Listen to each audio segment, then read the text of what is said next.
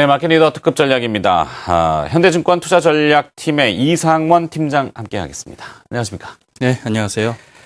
자, 이제 5월이 마무리됩니다. 며칠 안 남았는데 6월 분위기를 타진해봐야 되겠죠. 미리를 앞은 본다는 게 쉽지는 않은데 코스피의 어떤 분위기 반전 포인트가 좀 짚힙니까? 5월에 비해서는 긍정적인 요인들이 이제 나타나고 있다라고 이제 판단을 하고 있습니다. 먼저 긍정적인 요인하고 부정적인 요인을 이렇게 말씀드리고 그 이후에 이제 증시가 어떻게 될까 이제 말씀을 드리면 먼저 긍정적인 변수는 한 3가지 정도가 나올 것 같습니다.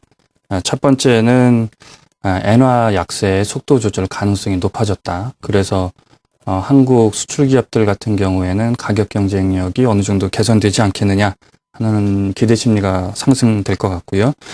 두 번째는 유로존이 그동안의 긴축 일변도의 그런 정책을 펴오다가 5월에는 금융 완화 정책을 좀 더 사용을 했고 6월에는 긴축에서 이제 성장 쪽으로 점점 정책의 패러다임이 이제 넘어가지 않겠느냐 하는 그런 기대감도 꼽을 수가 있겠습니다. 마지막으로는 상반기 내내 한국 증시의 물량 부담으로 작용했던 뱅가드 펀드의 그 매물 출회가 10월 4일이면 이제 마무리되기 때문에 6월이면 이제 거의 막바지 국면이다 하는 것도 긍정적인 변수로 꼽을 수가 있겠습니다. 다만 이제 부정적인 변수라고 하면 미국의 양적 완화 그리고 그 감축 시기가 예상보다 좀 빨리 도래할 수도 있다 하는 그런 우려감 그리고 중국의 제조업 경기가 선진국의 유동성 공급과는 달리 여전히 살아나지 않고 있다는 점, 이 2가지 정도가 이제 여전히 발목을 잡을 것 같은데요. 호재와 악재를 이제 좀 분석을 해보면 그동안의 악재는 조금 더 시장에서 인식되어 왔었다는 점, 그리고 호재들은 이제 조금 더 새롭고 직접적으로 시장에 영향을 미칠 수 있는 점이라는 점 감안해 봤을 때 6월의 증시는 5월의 증시 대비해서 괜찮을 것이다. 이렇게 보실 수 있을 것 같습니다. 네. 자, 이 중간중간 나오는 재료에 시장에 영향을 주는 재료에 따라서 때로는 시장이 민감하고 예민하게 반응하는 경우도 많이 봤습니다.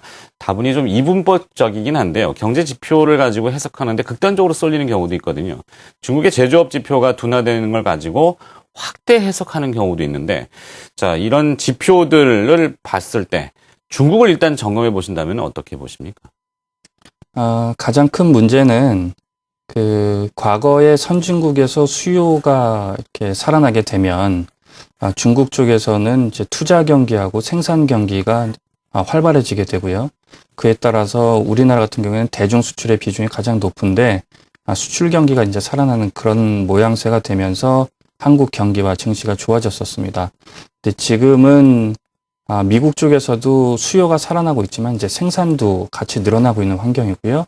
그러다 보니까 중국은 약간 오버캐파 문제에 시달리고 있고 그러다 보니까 생산과 투자보다는 구조조정 얘기가 이제 나오고 있는 상황이고요.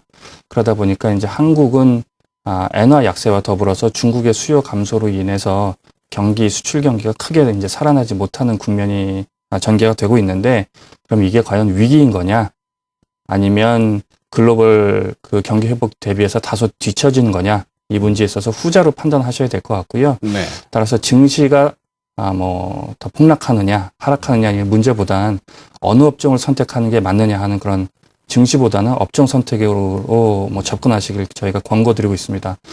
중국 관련해서 투자와 생산에 이제 민감한 업종들이 소재하고 산업재 쪽이고, 미국 선진국 쪽의 경기가 회복될 경우에는 소비재 업종이 더 글로벌 이제 소비재 업종이라면 IT하고 자동차도 포함이 되는데 이런 것들이 포함되는 거기 때문에 투자자 입장에서는 그냥 IT, 자동차에 대해서 조금 더 긍정적인 마인드 그리고 소재하고 산업재 쪽으로 이제 보수적인 마인드로 접근하시면 되겠다 하는 것이 제가 드리는 말씀입니다. 그렇군요.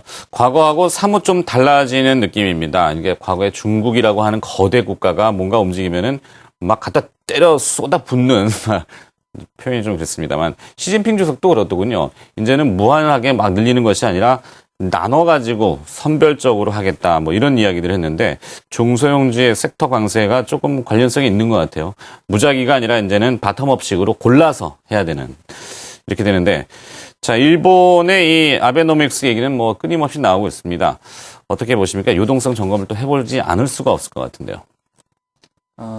미국의 양적 완화하고 일본의 양적 완화를 이렇게 비교를 해보시면 약간 다소 차이점이 있습니다.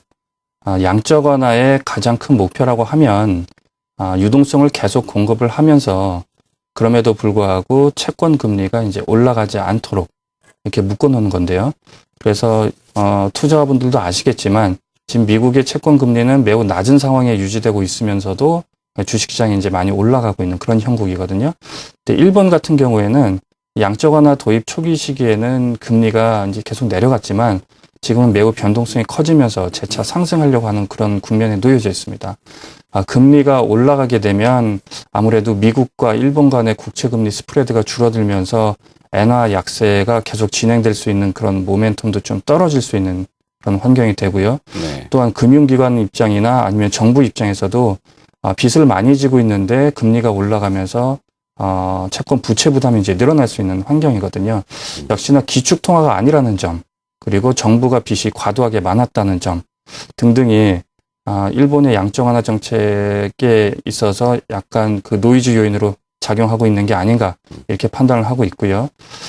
우리나라에 이제 미치는 효과는 두 가지인 것 같습니다. 이렇게 짧게 보면 일본 엔화 약세가 앞으로 가파르게 진행되지 않을 것이다.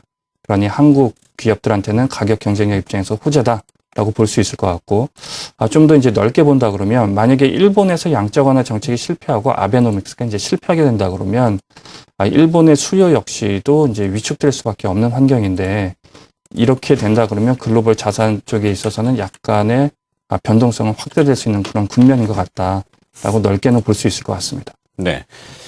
자, 이제 남은 5월, 수요일이니까 목요일, 금요일 이틀 정도 남았고요. 5월을 마무리하고 6월을 준비해야 되는 시점에서의 효과적인 전략이라고 해야 될까요? 어떻게 잡는 것이 좋겠습니까? 일단 선진국 수요가 계속해서 살아나고 있고, 그다음에 소비가 그 투자 업종보다는 지금 양호한 그런 모멘텀을 이어가고 있습니다. 이런 환경에서 가장 주목을 끌게 된 업종은 이제 IT하고 자동차가 될 것 같은데요. 특히나 자동차 같은 경우에는 해외 쪽의 수요가 탄탄했음에도 불구하고 가격적인 요인에 의해서 상당히 눌려왔었습니다. 해외 업체 대비해서 밸류에이션 메리트가 보유되고 있고, 소비에 대한 그런 지속성이 연속되고 있기 때문에 자동차 업종에 대해서는 이제 관심을 가져달라라고 이제 말씀을 드리고 싶고요. 중소형 업종에 있어서는 여전히 대형주 대비해서 그동안 계속해서 강세를 보여왔습니다만, 여전히 강세를 보일 수 있는 그런 환경이다라고 판단을 하고 있는데, 이유는 글로벌 펀드들이 계속해서 중소형주까지 이제 커버하는 그런 벤치마크를 사용하는 그 ETF들을 많이 내놓고 있는 환경이고요. 이에 따라서 구조적으로 대형주 대비해서 소형주에 대한 수급적 혜택이 지속될 것으로 보고 있기 때문에 그렇습니다. 알겠습니다. 마켓 리더의 특급 전략이었습니다. 5월을 마무리하고 6월을 준비하는 시간을 가졌고요. 현대증권 투자전략팀의 이상원 팀장과 함께했습니다. 고맙습니다. 예, 감사합니다.